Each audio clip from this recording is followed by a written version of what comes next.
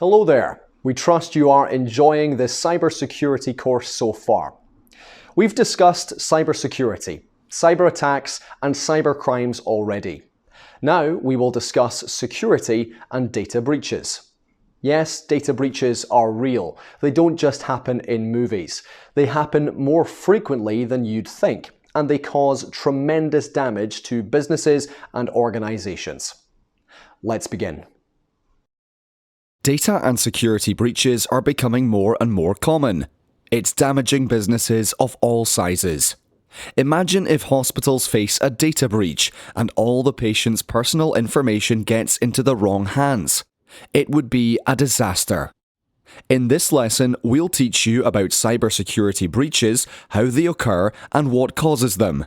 You will also discover how an organization's policy, procedure, and recovery plan can help prevent cybersecurity breaches.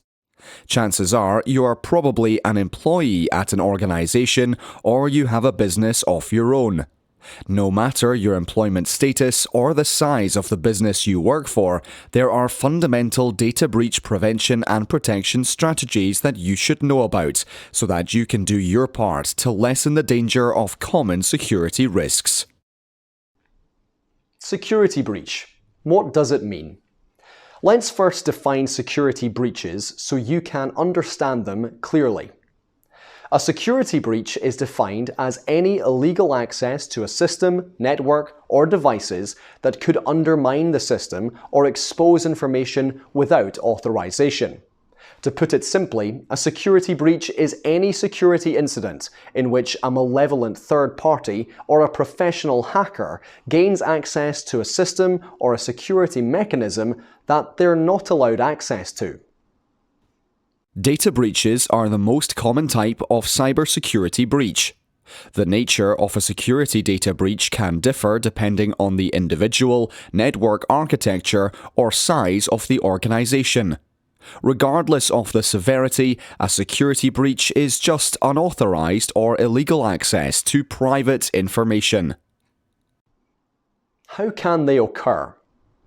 So, how do these breaches occur? Even though there are numerous sorts of data breaches, generally they all follow a similar pattern. If you understand how these cyber criminals successfully pull off a data security breach, then you will be able to prepare yourself better to resist their schemes. So, let's take a look at this diagram. It's clear from the diagram that a data breach can occur in 4 stages. Let's look at these stages. Step 1. The probe phase. Malicious parties begin this phase by attempting to learn about the network and the surroundings in general. They begin by investigating your cybersecurity defenses, examining your passwords, analyzing how to eventually launch a phishing assault, or identifying any old software that lacks the most recent security patches. Step 2. The initial attack phase. Upon being successful in the probing step, they will launch the initial attack against your network. This is generally done by email, which attempts to fool you into visiting a specific website. This will redirect you to a malicious website or corrupt an application, disrupting your operation. Step 3. Expanded attack phase. During the initial attack, your system becomes exposed, allowing them to assess the next move to take. Normally, this entails taking advantage of whatever they can hold in order to strike on the entire network and obtain as much information as possible. Step 4. Data lifting phase. Due to the many sorts of cybersecurity breaches that may occur at different periods, thieves may strive to exfiltrate as much data as possible. Perhaps they'll go underground to figure out how much info they can steal. Now that you know how security and data breaches occur, let's talk about why they occur, because on the surface, they may seem very easily preventable, and in some cases they really are. But in other cases, the attackers go to great lengths to breach a system.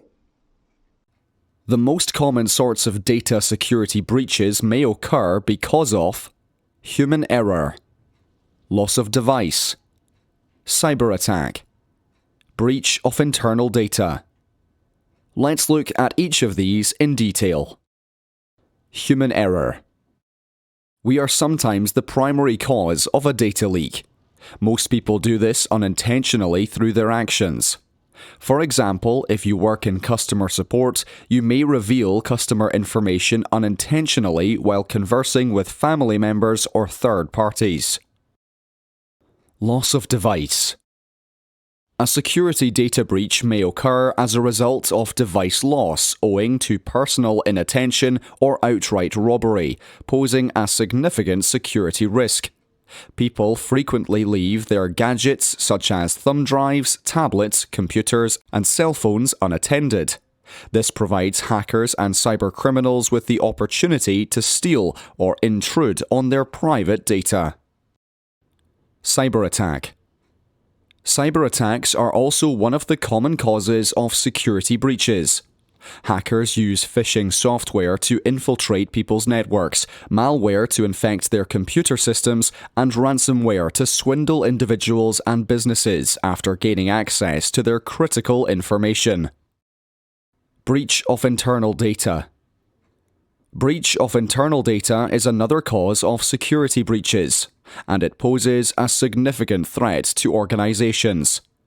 Disgruntled employees or those on the verge of losing their jobs may steal important information from their company. As they have unrestricted access to and distribution of this information, it's something they can steal very easily. Now that you know how security breaches occur, let's talk about one of the most effective ways to reduce the chances of these breaches, and that's by implementing proper policies and procedures. Policies and procedures are very effective in terms of reducing cybersecurity risks. Ideally, a company should have some sort of policies and procedures in place for everything. If they don't, then you should work on setting proper procedures as soon as possible. Organizations' policies and procedures. Policies and procedures are critical components of any organization. Policies and procedures, when combined, establish a roadmap for day-to-day operations. They guarantee that laws and regulations are followed, provide advice for decision-making, and streamline internal processes. The benefits of the policies and processes are numerous. Policies and procedures prevent activities from becoming completely chaotic. By following policies and procedures, both the employee and the organization can make better use of their time and resources. Employees that follow processes complete things effectively and give consistent customer care. This improves the quality of your company's products and services. Workplace accidents and incidents are less likely to occur when employees follow policies and procedures. By adhering to proper policies and procedures, data loss and breaches can be significantly reduced. Okay, so far we've talked about things that cause security breaches. But what if you face an actual security breach in your organization? What should you do then? Don't worry, in this section you will learn what to do in case of a breach. First things first, you must have a recovery plan. Recovery plans. A well-put-together recovery plan guarantees the organization's members know how to respond if a cybersecurity incident occurs. If you want to create a recovery plan, then here are the best practices you should keep in mind. Determine the critical information, procedures, and systems. Identifying which information, processes, and systems are vital to your business is the first step in cyber disaster preparedness. These are the items that your company cannot function without. This can include documents, emails, contacts, images, passwords, calendars, your website, etc. Consider what would happen if your company's vital information and systems were lost. This will assist you in determining where you should prioritize protection. Consider what you will do if an attack occurs and important information or systems are compromised. Make a plan for how you will deal with it. Decide actions. Determine your next steps, such as running antivirus software, restoring backup data, changing passwords, fixing or replacing infected hardware and software. Make a list of who you'll need to notify in the event of a breach, such as your IT support provider, web hosting service provider, and your cloud services provider. Be prepared with backups. If you make a habit of backing up data, your organization will recover much faster from a cyber assault. It's recommended that you back up your vital data on a daily or weekly basis. You can use a USB stick or a separate computer disk to back up your data, or you can use a cloud storage service. This means that your data is stored on a service provider's infrastructure, which is independent of your location. That implies your business can continue to operate in the case of a crisis at your location. Set up two-factor authentication. Using two-factor authentication can help to lessen the likelihood of a cybersecurity attack. It adds an extra layer of security to ensure that the person entering into services like social media and online banking is who they claim to be.